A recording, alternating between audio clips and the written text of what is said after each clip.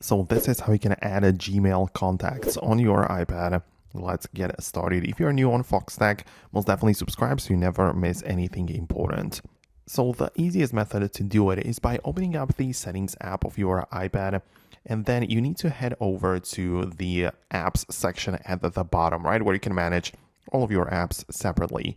From the list, scroll through and find the contacts application, right? So it's all sorted alphabetically.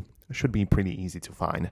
Then we have the contact accounts, and by default, in my case, I have just the iCloud account added, but I have most definitely the ability to add another account. So I can go, for example, in here, and plenty of them are available, right? So I can tap on Google right away and just sign in with my Gmail account. And if the contacts are associated with it, it will also be added to my iPad, right? So after the setup process, once you added the account, you can of course decide if you want to add just the email, contacts, or calendars as well. So if you get the toggle for contacts, make sure it is turned on. That way you can add the Google ones to your contacts application. And of course, then you can just browse it regularly. Perhaps you'll need to go to the left panel within your contacts application to show like different categories and whatnot. And you should be able to find the different types or different lists for accounts, right? So you can switch, for example, between iCloud, and you would also have the Gmail accounts or whatever else is going on, but you should be able to find it in there. So